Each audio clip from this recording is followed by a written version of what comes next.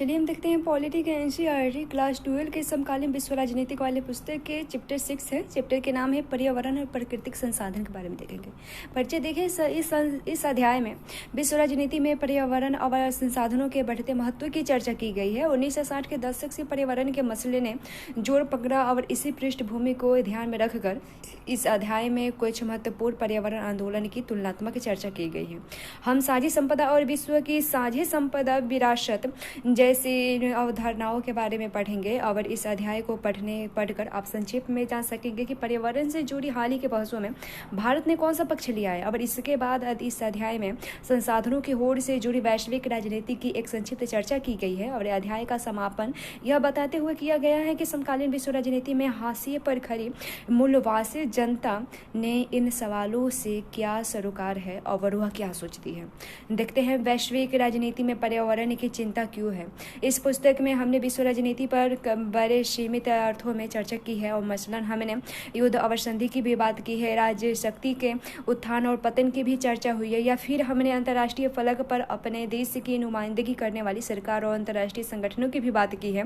और हमने विश्व राजनीति के दायरे को थोड़ा बढ़ाकर उसमें गरीबी और महामारी जैसे विषयों को भी शामिल करके देखा है। और ऐसे करने में कोई मुश्किल भी नहीं हुआ, क्योंकि हम सब मानते हैं कि गरीबी और महामारी पर अंकुश रखने की जिम्मेदारी सरकार की है। इस अर्थ में ये मुद्दे विश्व राजनीति के दायरे में ही आते हैं। और अब जरा इन मुद्दों पर विचार कीजिए। क्या आप मानते हैं कि इन जैसे मुद्दे समकालीन विश्व राजनीति के दायरे में आते हैं? जैसे दुनिया भर के कृषि योग्य भूमि में अब कोई बढ़ोतरी नहीं हो रही है, जबकि मौजूदा उपजाऊ जमीन के एक बड़े हिस्से की उर्वरता कम हो रही है। चरगाहों के चारे खत्म होने के हैं और मत्स्य भंडार घट रहा है। जलाशयों की जल राशि बड़ी तेजी से कम हो रही है और उसमें प्रदूषण बढ़ा है और इसमें खाद्य उत्पादन में भी कमी आ रही है। उसके बाद संयुक्त राष्ट्र संघ की मानव विकास रिपोर्ट 2016 के अनुसार विकासशील देशों के 66.3 करोड़ जनता को स्वस्थ जल उपलब्ध नहीं होता है। और जब यहाँ की 2 अरब 40 करोड़ आबादी साफ सफाई की सुविधा से वंचित है और इस वजह से 30 लाख से ज्यादा बच्चे हर साल मौत के शिकार होते हैं। उसके बाद प्राकृतिक वन जलवायु को संतुलित रखने में मदद करते हैं और उनमें जल चक्र भी संतुलित बना रहता है और इन्हीं वनों में धरती की जैव विविधता का भंडार भरा रहता है। लेकिन ऐसे वनों की कटाई हो रही है और लोग विस्थापित हो रहे हैं, जैव विविधता की हानि जारी है और इसका कारण है उन प्रवासों का विध्वंस जो जैव प्रजाति के मामले में समृद्ध है। उसके बाद धरती के ऊपरी वायुमंडल में ओजोन गैस की मात्रा में लगातार कमी हो रही है और इसे ओजोन परत में छिद्र भी कहते हैं। और इस पारिस्थितिकी तंत्र और मनुष्य के स्वास्थ्य पर एक बड़ा खतरा मंडरा रहा है और पूरे विश्व में समुद्र तटीय क्षेत्रों का प्रदूषण भी बढ़ रहा है। यद्यपि समुद्र का मध्यवर्तीय भाग अब भी अपेक्षाकृत स्वस्थ है, लेकिन इसका तटवर्तीय जल जमीनी क्रियाकलापों से प्रदूषित हो रहा है। अब पूरी दुनिया में समुद्र तटीय इलाकों में मनुष्यों की सघन बसाहट जारी है और इस प्रवृत्ति पर अंकुश न लगा तो समुद्री पर्यावरण गुणवत्ता में भारी गिरावट आएगी।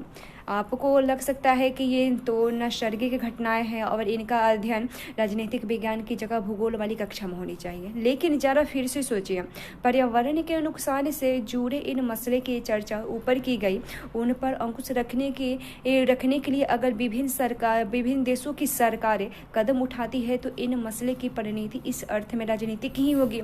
और इन मसले में अधिकांश ऐसा है कि किसी एक देश की सरकार इनका पूरा समाधान अकेले दम पर नहीं कर सकती। इस वजह से ये मसले विश्व राजनीति का हिस्सा बन जाते हैं। बहरहाल पर्यावरण और प्राकृतिक संसाधनों के मसले एक और गहरे अर्थ में राजनीतिक है। कौन पर्यावरण को नुकसान पहुंचाता है, इस पर रोक लगाने के उपाय करने की एक जिम्मेदारी किसकी है और धरती के प्राकृतिक संसाधन पर किसको कितने इस्तेमाल का हक है। इस सवाल के जवाब बहुधा इस बात से निर्धारित होता है कि कौन देश कितना ताकतवर है।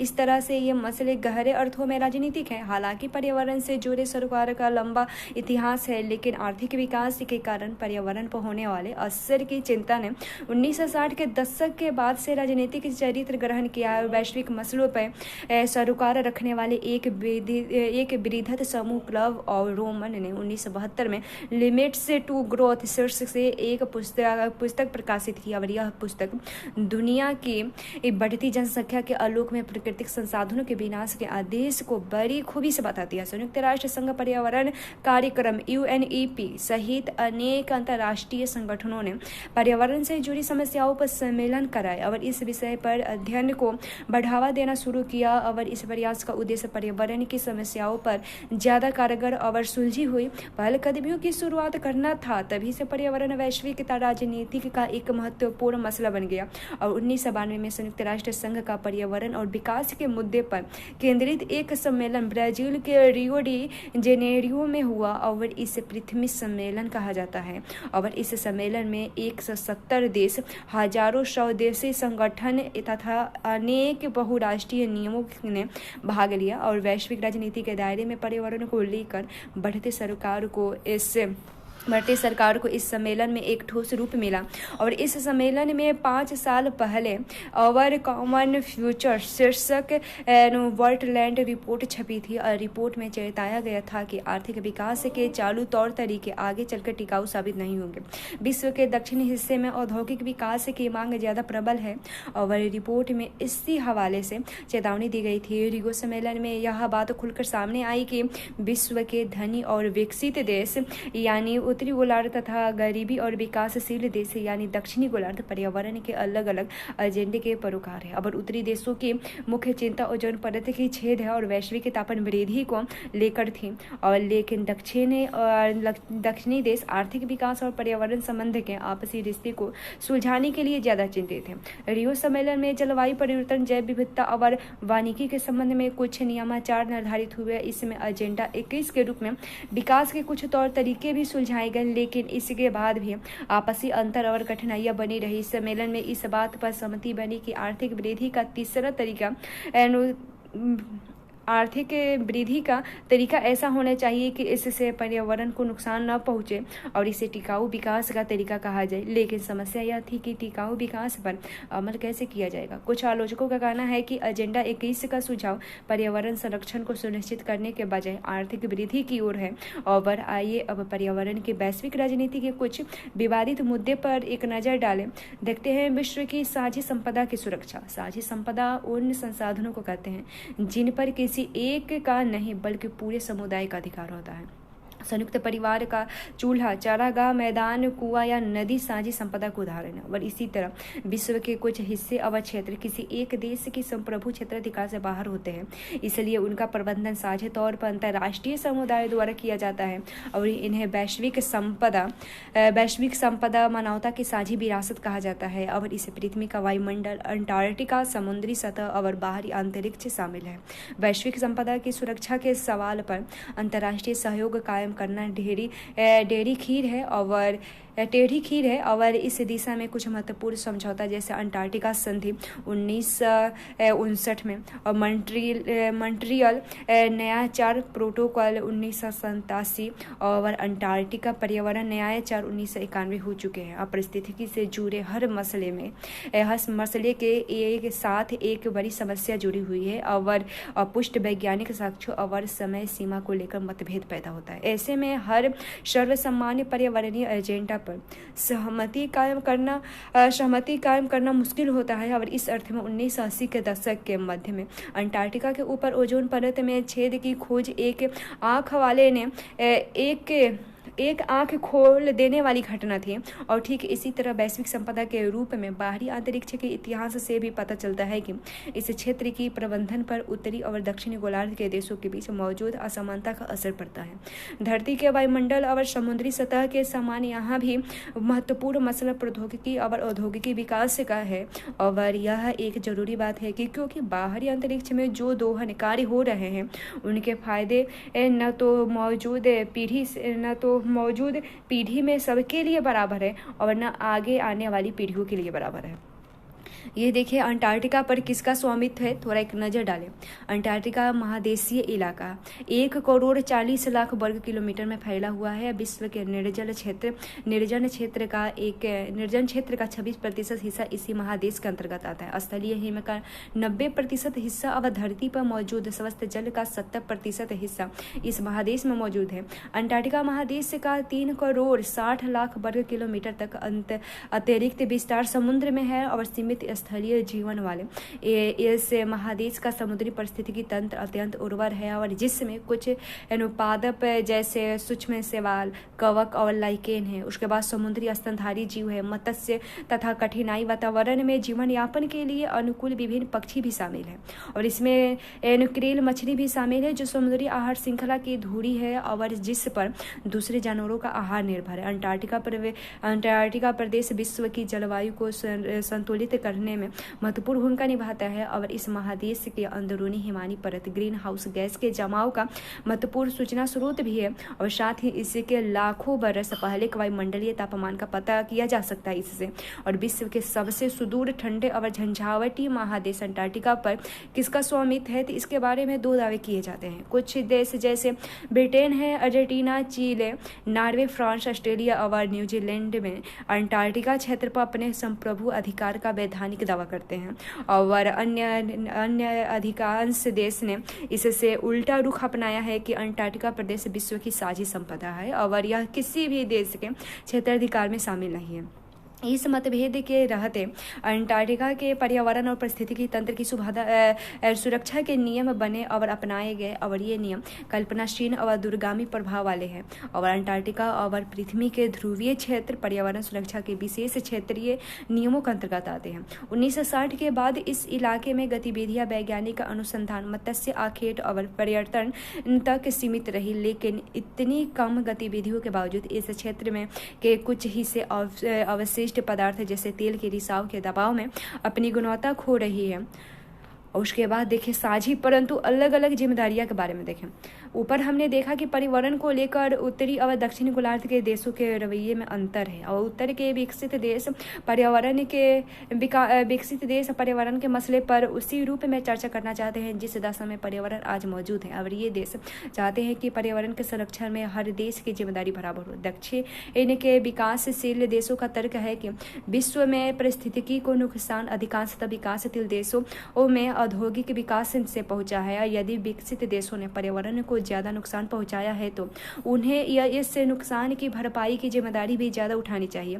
और इसके अलावा विकासशील देश अभी औद्योगिकरण की प्रक्रिया से गुजर रहे हैं और जरूरी है कि उन पर वे प्रतिबंध न लगे जो विकसित देशों पर लगाए जाने हैं। और इस प्रकार अंतर्राष्ट्रीय पर्यावरण कानून के निर्माण, प्रयोग और व्याख्या में विकासशील देशों की विशिष्ट जरूरतों का ध्यान रखा जाना चाहिए। सन 1992 में हुए पृथ्वी सम्मेलन में इस तर्क को मान लिया गया कि इसे साझी परंतु अलग अलग जिम्मेदारियां का सिद्धांत कहा गया। और इस संदर्भ में रियो घोषणा पत्र का कहना है कि धरती के पारिस्थितिकी तंत्र की अखंडता और गुणवत्ता की बहाली, सुरक्षा तथा संरक्षण के लिए विभिन्न देश विश्व बंधुत्व की भावना से आपस में सहयोग करेंगे। पर्यावरण के विश्वव्यापी पक्ष में विभिन्न राज्यों का योगदान अलग अलग है। इसे देखते हुए विभिन्न राज्यों की साझी परंतु अलग अलग जिम्मेदारियां होगी। विकसित देशों के समाजों का वैश्विक पर्यावरण पर दबाव ज्यादा है और इस देश के आपस विलुप्त प्रौद्योगिकी एवं वित्तीय संसाधन है। इसे देखते हुए टिकाऊ विकास और अंतर्राष्ट्रीय प्रयास में विकसित देश अपनी खास जिम्मेदारियां स्वीकार करते हैं। जलवायु के परिवर्तन से संबंधित संयुक्त राष्ट्र संघ के नियमाचार यानी United nation framework convention of climate change यानी UNFCCC 1992 में भी ये कहा गया और कहा गया कि इस संधि को स्वीकार करने वाली इन देश अपनी क्षमता के अनुरूप पर्यावरण के अपक्ष में अपनी हिस्सेदारी के आधार पर साझी परंतु अलग अलग जिम्मेदारियां निभाते हुए पर्यावरण की सुरक्षा के प्रयास करेंगे। और इस नियमाचार को स्वीकार करने वाले देश इस बात पर सहमत थे कि ऐतिहासिक रूप से भी और मौजूदा समय में भी ग्रीन हाउस गैसों के उत्सर्जन में सबसे ज्यादा हिस्सा विकासशील देशों का है। और यह बात भी मानी गई कि विकसित देशों का है ग्रीन हाउस गैसों के उत्सर्जन में सबसे ज़्यादा हिस्सा विकसित देशों का है। यह बात मानी गई कि विकासशील देशों का प्रति व्यक्ति उत्सर्जन अपेक्षाकृत कम है और इस कारण चीन, भारत और अन्य विकसित देशों को क्योटो प्रोटोकॉल की बाध्यता से अलग रखा गया। क्योटो प्रोटोकॉल एक अंतर्राष्ट्रीय समझौता है और इसके अंतर्गत औद्योगिक देश के लिए ग्रीन हाउस गैसों के उत्सर्जन को कम करने के लक्ष्य निर्धारित किए गए। कार्बन डाइऑक्साइड, मीथेन और हाइड्रोफ्लोरोकार्बन गैस जैसी कुछ गैसें के बारे में माना जाता है कि वैश्विक तापमान वृद्धि यानी ग्लोबल वार्मिंग में इनकी कोई ना कोई भूमिका जरूर होती है और ग्लोबल वार्मिंग की इन परिघटना में विश्व का तापमान बढ़ता है और धरती के जीवन के लिए यह सब बड़ी प्रलयकारी साबित होती है। जापान के क्योटो में 1997 में इस प्रोटोकॉल पर सहमति बनी। 1992 में इस समझौते के लिए कुछ सिद्धांत तय किए गए थे और सिद्धांत की इस रूपरेखा यानी United nation framework convention on climate change पर सहमति जताते हुए हस्ताक्षर हुए थे। क्योटो प्रोटोकॉल पर इन्हीं सिद्धांतों के आलोक में सहमति बनी थी। उसके बाद साझी संपदा के बारे में देखें। साझी संपदा का अर्थ होता है ऐसे संपदा जिस पर किसी समूह के प्रत्येक सदस्य का स्वामित्व हो और इसके पीछे मूल तर्क यह है कि ऐसे संसाधन की प्रकृति, उपयोग के स्तर और रखरखाव के संदर्भ में समूह के हर सदस्य को समान अधिकार प्राप्त होंगे और समान उत्तरदायित्व निभाने होंगे। उदाहरण के लिए सदस्यों के चलन और आपसी साझेदारी से भारत की ग्रामीण समुदायों ने साझी संपदा के संदर्भ में अपने सदस्यों के अधिकार और स्वामित्व तय किए। निजीकरण, गहनतर खेती, आबादी और की वृद्धि और पारिस्थितिकी तंत्र की गिरावट समेत कई कारणों से पूरी दुनिया में साझी संपदा का आकार घट रहा है। उनकी गुणवत्ता और गरीबों की उसकी उपलब्धता कम हो रही है। राज्य की स्वामित्व वाली वन्य भूमि में पावन माने जाने वाले वन प्रांतर के स्वामित्व वास्तविक प्रबंधन की पुरानी व्यवस्था साझी संपदा के रखरखाव और उपभोग का ठीक उदाहरण है। और दक्षिण भारत के वन प्रदेशों में विद्यमान पावन वन प्रांतों का प्रबंधन परंपरा अनुसार ग्रामीण समुदाय का आ रहा है। उसके बाद पर्यावरण के मसले पर भारत का पक्ष थोड़ा देखें। भारत ने 2002 में क्योटो प्रोटोकॉल यानी 1997 में जो गठित हुई थी क्योटो प्रोटोकॉल पर हस्ताक्षर किए और इनका अनुमोदन किया। भारत, चीन और अन्य विकासशील देशों ने क्योटो प्रोटोकॉल की बाध्यता से छूट दी गई क्योंकि औद्योगिकीकरण के दौर में ग्रीन हाउस गैस के उत्सर्जन के मामले में इनका कुछ खास योगदान नहीं है। औद्योगिकीकरण के दौर में मौजूदा वैश्विक तापमान वृद्धि और जलवायु परिवर्तन का जिम्मेदार माना जाता है। बहरहाल क्योटो प्रोटोकॉल के आलोचकों ने ध्यान दिलाया कि अन्य विकासशील देश सहित भारत और चीन भी जल्दी ही ग्रीन हाउस गैसों के उत्सर्जन के मामले में विकासशील देशों की भांति अगली कतार में नजर आएंगे। 2005 के जून में ग्रुप 8 के देशों की बैठक हुई और इसमें भारत ने ध्यान दिलाया कि विकासशील देशों में ग्रीन हाउस गैसों की प्रति व्यक्ति उत्सर्जन दर विकसित देशों की तुलना में नाममात्र है। अवसाझी परंतु अलग अलग जिम्मेदारियों के सिद्धांत के अनुरूप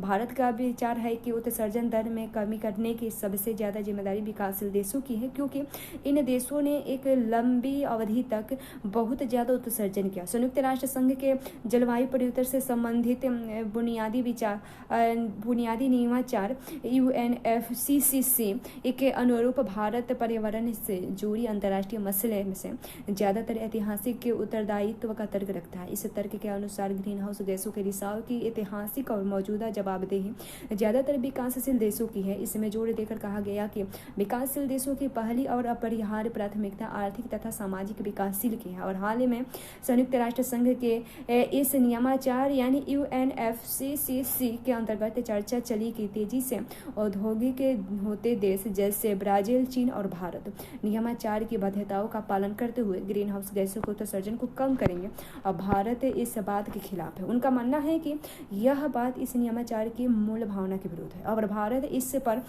तरह की बाध्यता आयद करना अनुचित भी है और भारत पर इस तरह की बाध्यता आयद करना अनुचित भी है। भारत में 2030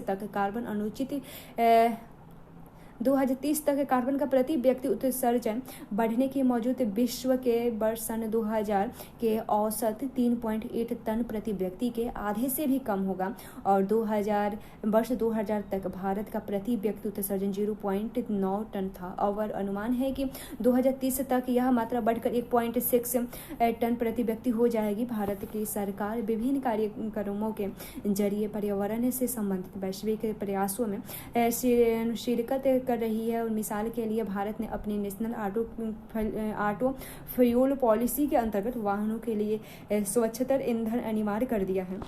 2001 में ऊर्जा संरक्षण अधिनियम पारित हुआ और इस समय ऊर्जा के ज़्यादा कारगर इस्तेमाल की पहलकदमी की गई। ठीक इसी तरह 2003 के बिजली अधिनियम में नवीनीकरण ऊर्जा के इस्तेमाल को बढ़ावा दिया गया और हाल ही में प्राकृतिक गैस के आयात और स्वस्थ कोयले के उपयोग पर आधारित प्रौद्योगिकी को अपनाने की तरफ रुझान बढ़ा। और इससे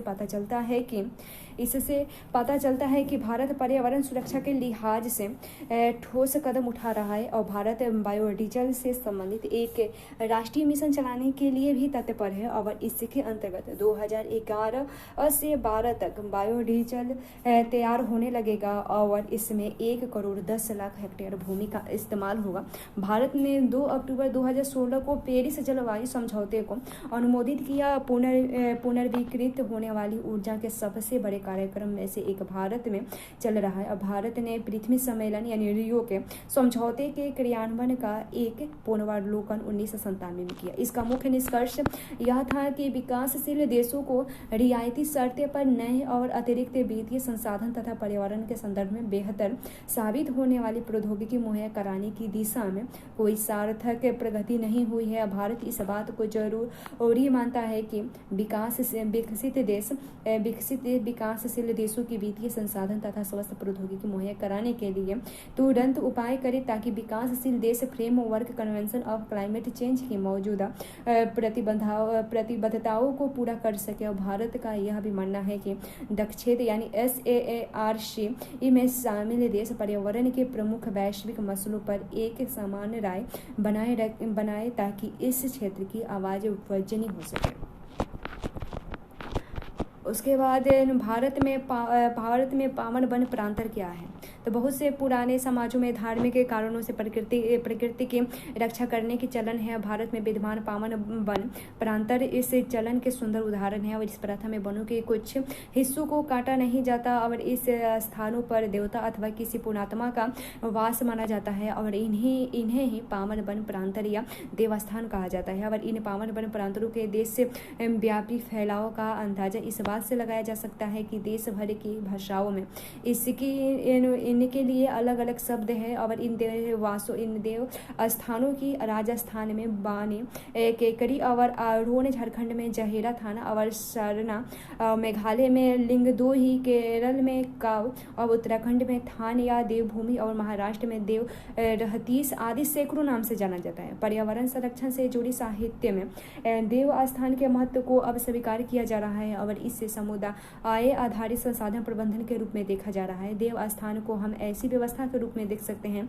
जिसके अंतर्गत पुराने समाज प्रकृति के संसाधनों का इस्तेमाल इस तरह करते हैं कि परिस्थितिकी तंत्र का संतुलन बना रहे। कुछ अनुसंधानकर्ताओं का विश्वास है कि देव स्थान की मान्यता से जैव विविधता और परिस्थितिकी संरक्षण में ही नहीं, संस्कृति वैविध्य को भी कायम रखने में भी मदद मिल सकती है। देवस्थान की व्यवस्था वन संरक्षण के विभिन्न तौर तरीके से संपन्न होता है और इस व्यवस्था की विशेषता साझी संपदा के संरक्षण की व्यवस्था से मिली जुली है। और देवस्थान के महत्व का परंपरागत आधार ऐसे क्षेत्र की आध्यात्मिक अथवा सांस्कृतिक विशेषता है। हिंदू देवस्थान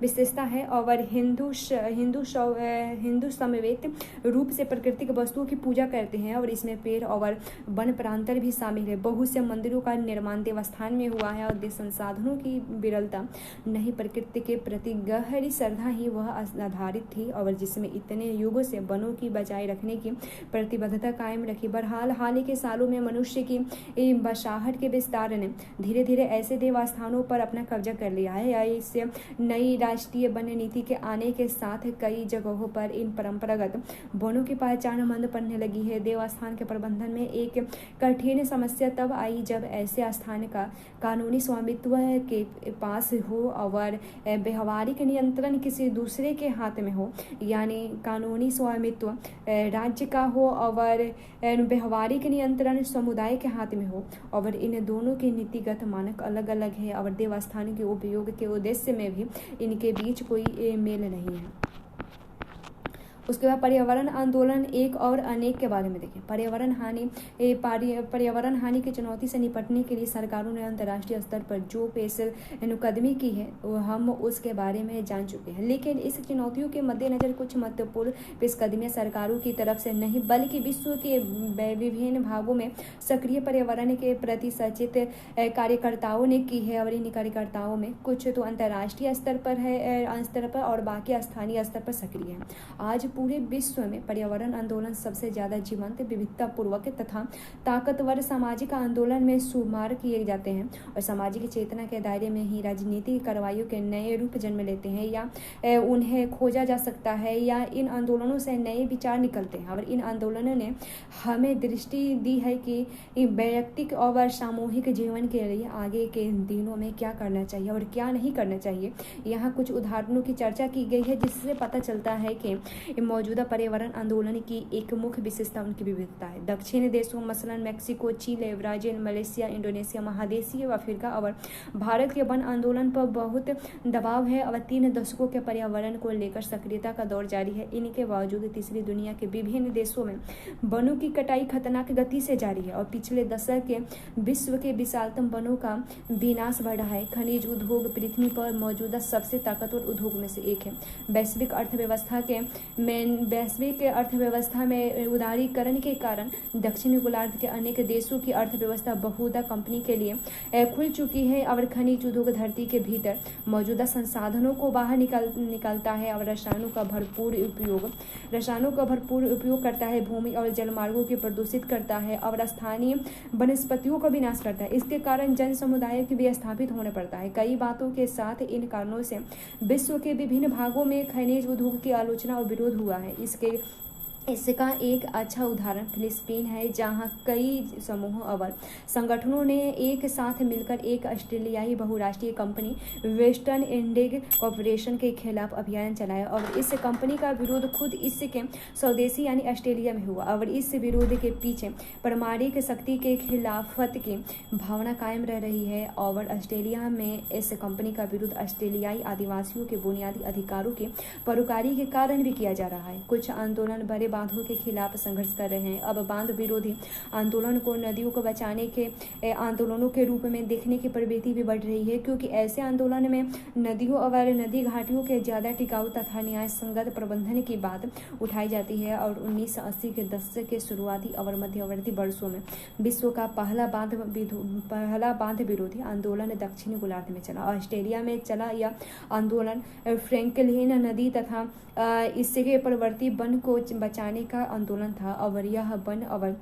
विजयपन की परोकारी करने वाला आंदोलन था। बांध विरोधी आंदोलन भी था और फिलहाल दक्षिण गोलार्ध के देशों में तुर्की से लेकर थाईलैंड और दक्षिण अफ्रीका तथा इंडोनेशिया से लेकर चीन तक बड़े बांधों का बनाने की होड़ लगी है। और भारत ने बांध विरोध और नदी हित ऐसी कुछ अग्रणी आंदोलन चल रहे हैं भारत में, और इन आंदोलनों में नर्मदा आंदोलन सबसे ज्यादा प्रसिद्ध है। यह बात ध्यान देने की है कि भारत में बांध विरोधी तथा पर्यावरण बचाव के अन्य आंदोलन एक अर्थ में सामान्य धर्मी है, क्योंकि ये अहिंसा पर आधारित है।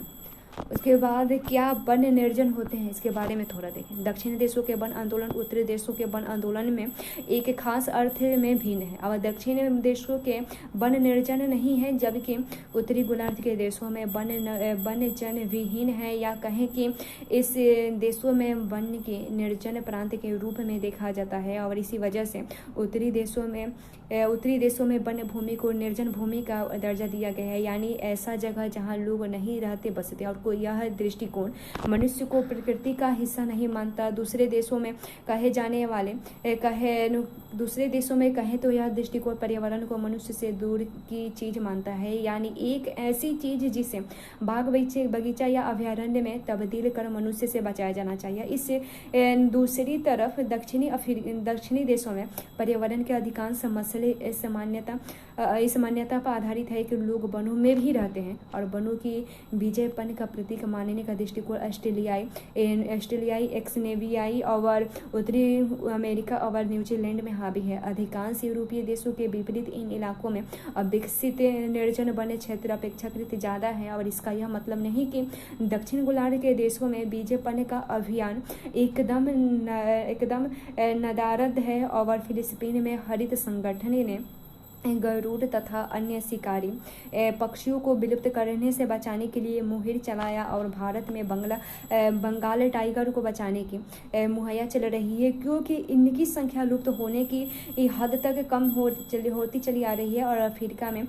हाथी दांत के व्यापार और हाथियों को निर्दयपूर्वक मारने के विरुद्ध लंबा अभियान चलाया गया है। और बीजेपन के कुछ प्रसिद्ध संघर्ष ब्राजील और इंडोनेशिया के जंगलों में छिड़े हैं। और इस सभी अभियानों का ध्यान किसी खास प्रजाति को बचाने पर रहा है। और साथ ही इनका जो निर्जन वन पर्यावरण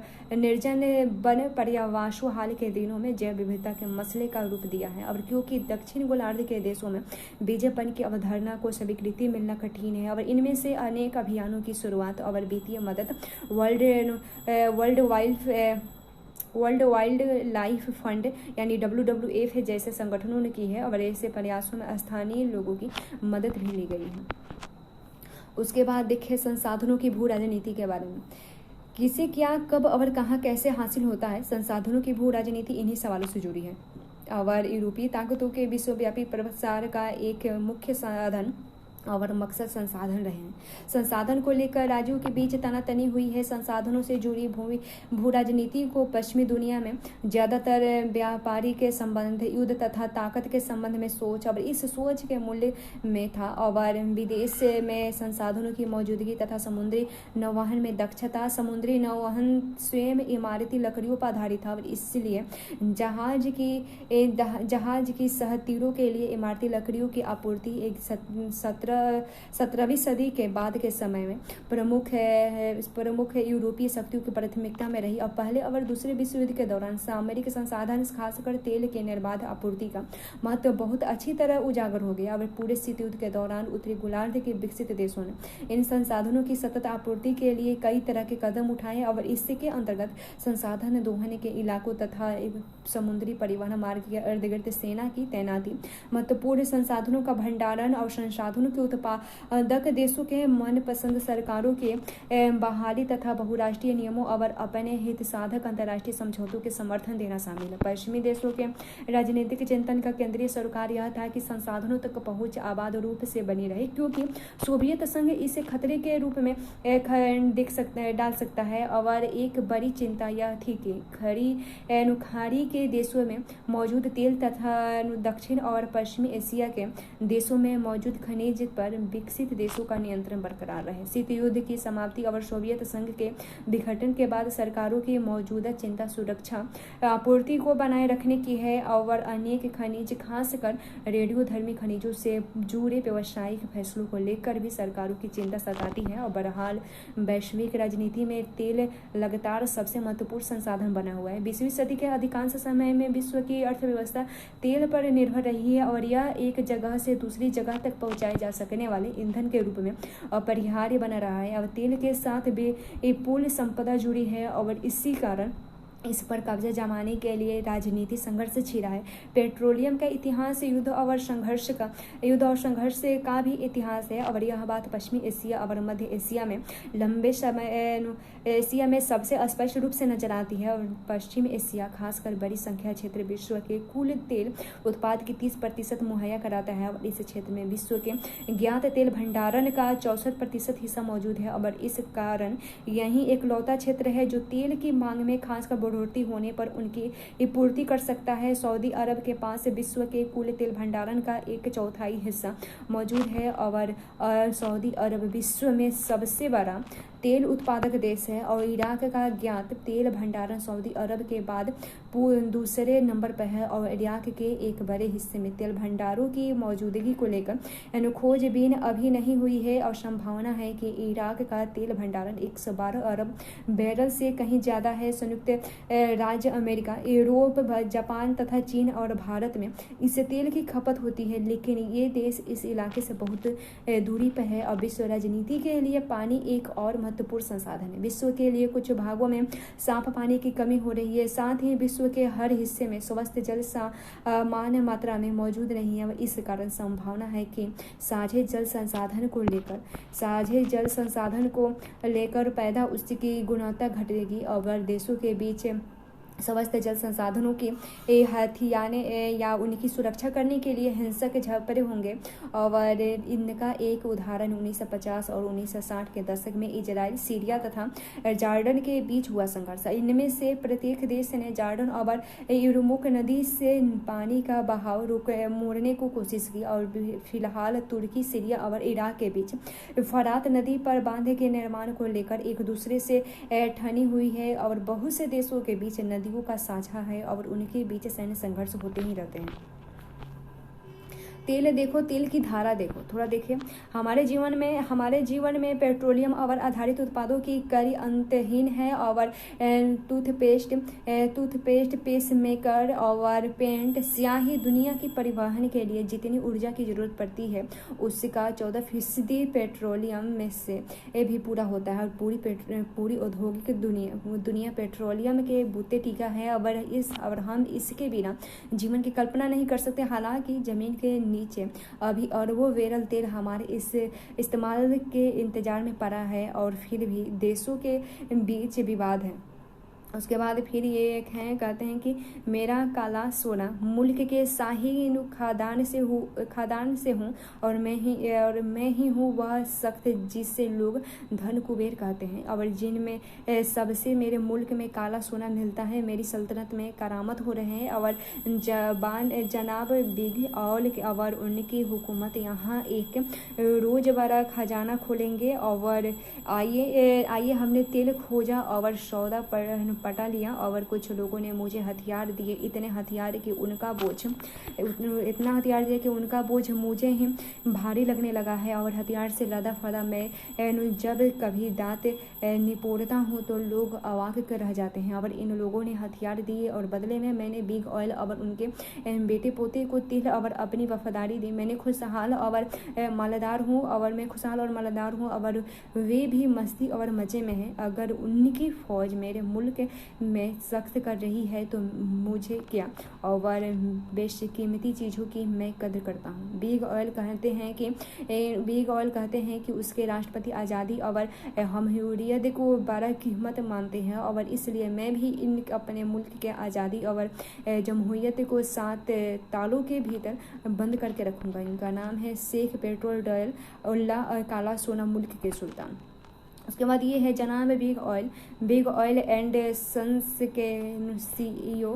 ये कहते हैं कि एक दिन मैं खुद से पूछा कि आखिर मैंने अपने मुल्क के किस काम आ सकता हूँ। मेरे मुल्क में तेल की भूख विकट है और वह अभी ख़त्म होने का नाम नहीं लेते। चलो तो फिर तेल का इंतज़ाम करें। और मैं बाज़ार की आज़ादी का हाकिम हूँ और हामी हूँ। और मतलब यह है कि दूर के देशों के तेल के कुएँ खोदने की आज़ादी, धरती की आओ हवा की मटिया मेट करने की आज़ादी और ऐसे कठपुतली तानाशाही की ताजपेशी की आज़ादी जो अपनी ही जनता के कोड़े पटकारे। और हम कोई राजनीति के दाव पेच नहीं करते। दुनिया चुनाव अभियानों के वक्त हम रुपये पैसे में नेताओं की कुछ मदद भर कर देते हैं और बदले में हम उनसे कहते हैं कि हमारी कंपनी में ऐसे पैसे लगाओ। और इस तरह में टीवी के कैमरे के सामने बेवकूफ़ों की तरह हंसने और हाथ हिलाने की करतब दिखाकर शर्मसार नहीं रहना चाहता। उसके बाद फिर ये एक है नुश्री एवं श्रीमती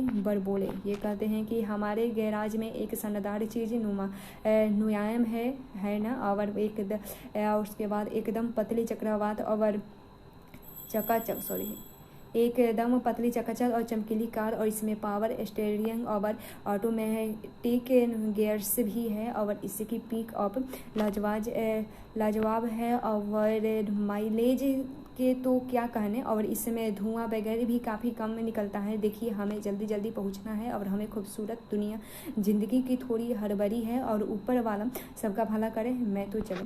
फिर ये एक है जनाब गलत निशाचनी। देखें ये क्या कहते हैं, ये कहते हैं जनाब तख्ता पलट आज़ादी और हमयूरियत की हिफाजत की बात करते हैं। शायद इसी वजह से कि वे बंदूक और मिसाइल को लेकर बड़े दरिया दिल हैं, और ऐसे ही मिसाइल और बंदूकें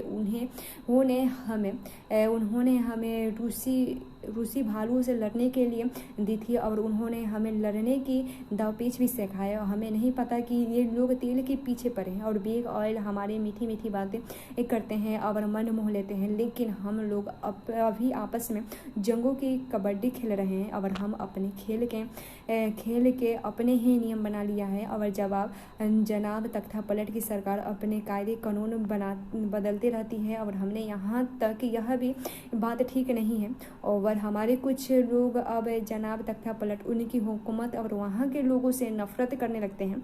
और मज़ा यह है कि तख्ता पलट को उनके ही खेल में जब मात देने होती है तो उनके लिए गोल बारूद और मिसाइल हमारे लिए बड़े काम के साबित हो जाते हैं।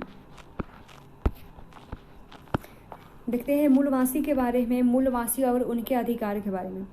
मूलवासी का सवाल पर्यावरण संसाधन और राजनीति को एक साथ जोड़ता है, और संयुक्त राष्ट्र संघ ने 1982 में उनकी एक शुरुआती परिभाषा दी, और उन्हें ऐसे लोगों का वंशज बताया गया जो किसी मौजूदा देश में बहुत दिनों से चले आ रहे थे, और फिर किसी दूसरी संस्कृति या जातीय मूल्य के लोग विश्व के दूसरे हिस्से में उस देश में से आए और उन लोगों को अधीन बना लिया। और किसी देश के मूलवासी आज भी उन देश की संस्थाओं के अनुरूप आचरण करने से ज़्यादा अपनी परंपरा, संस्कृति, रिवाज तथा अपने खास सामाजिक आर्थिक दायरे पर जीवन यापन करना पसंद करते हैं। और भारत सहित विश्व के विभिन्न हिस्सों में मौजूद लगभग 30 करोड़ मूलवासियों के सर्वमान्य हित विश्व राजनीति के संदर्भ में क्या है। और फिलिस्तीन के कोर्डिलेरा क्षेत्र में 20 लाख मूलवासी लोग रहते हैं, और चिले में मापुचे नामक मूलवासी की संख्या 10 लाख है। और बांग्लादेश के चाटगांव पर्वतीय क्षेत्र में 6 लाख आदिवासी बसे हैं। उत्तर अमेरिका मूलवासियों की संख्या 3,50,000 है। पनामा नहर के पूरब में कूना नामक मूलवासी 50,000 की तादाद में है, और उत्तरी सोवियत में ऐसे लोगों की आबादी 10 लाख है। दूसरे सामाजिक आंदोलन की तरह मूलवासी भी अपने संघर्ष, एजेंडा और अधिकारों की आवाज़ उठाते हैं।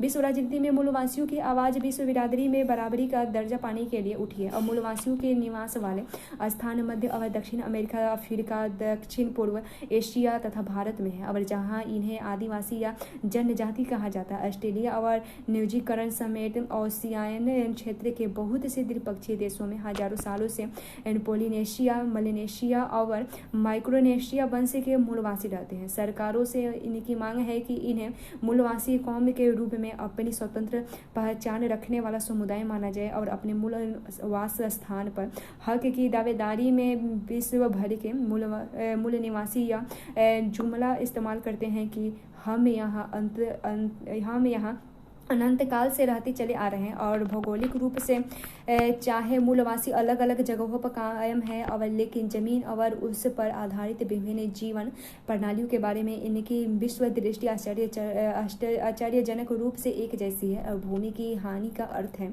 आर्थिक संसाधन के एक आधार की हानि, और यह मूलवासी के जीवन के लिए बहुत बड़ा खतरा है। और उस राजनीतिक आज़ादी का क्या मतलब जो जीने के लिए साधन ही न मुहैया कराए जाए। और भारत में मूलवासी के लिए अनुसूचित जाति या आदिवासी शब्द प्रयोग किया जाता है। ये कुल जनसंख्या का 8% है, और अपवाद स्वरूप कुछ के घुमंतु जनजातियों को छोड़ दे तो भारत की अधिकांश आदिवासी जनता अपने जीवन यापन के लिए खेती पर निर्भर है। और सदियों से ये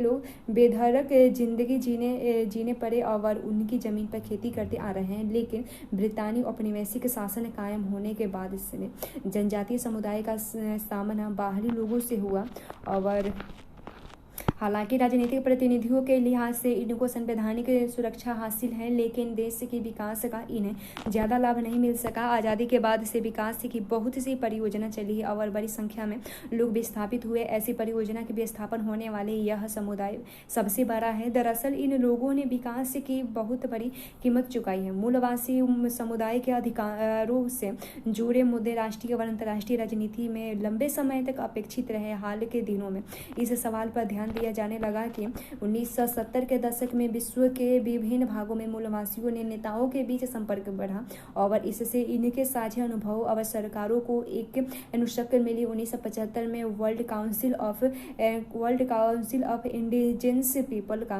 गठन हुआ। संयुक्त राष्ट्र संघ में सबसे पहले इस परिषद को परामर्शदायी परिषद का दर्जा दिया गया और इसके अतिरिक्त आदिवासियों के सरोकार से संबंध 10 अन्य स्वयंसेवी संगठनों को भी यह दर्जा दिया गया। और अगले अध्याय में वैश्वीकरण के विरोध में चल रहे आंदोलन की चर्चा की गई है। इनमें अनेक आंदोलनों ने मूलवासियों के अधिकारों पर भी जोर दिया है।